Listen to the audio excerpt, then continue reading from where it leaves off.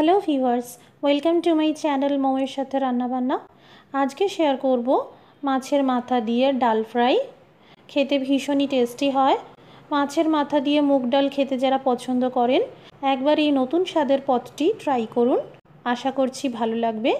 আমার চ্যানেলটিকে সাপোর্ট করার জন্য সাবস্ক্রাইব করে নিয়ে বেল নোটিফিকেশনটা অন করে নেবেন। এখানে একটা বড় সাইজের মৃগেল মাছের মাথাকে দুই ভাগ করে নিয়েছি। আপনারা রুই বা কাতলা মাছের মাথা দিয়েও বানাতে পারবেন।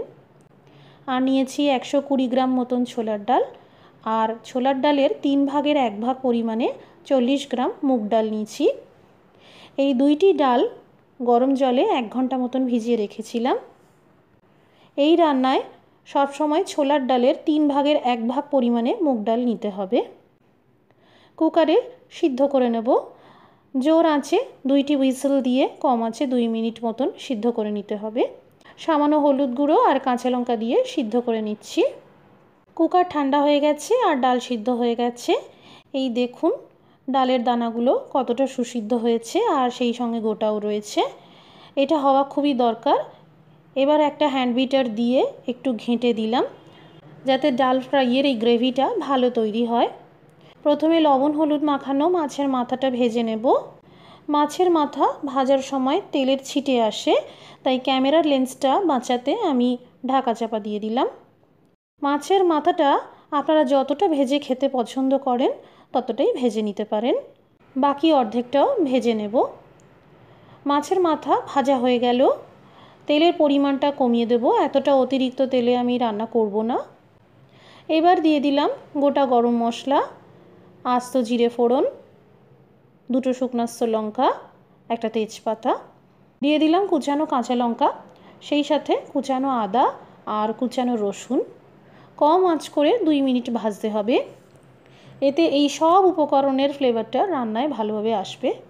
এখানে আদা রসুন লঙ্কা বেটে নয়, কুচিয়ে দিতে হবে। দিয়ে দিলাম কুচানো 2টো বড় পেঁয়াজ। লবণ আর হলুদ গুঁড়ো দিয়ে ভাজতে থাকবো। পেঁয়াজ বেশি ভাজতে হবে না, জাস্ট সফট হওয়া পর্যন্ত ভেজে নিলেই হবে।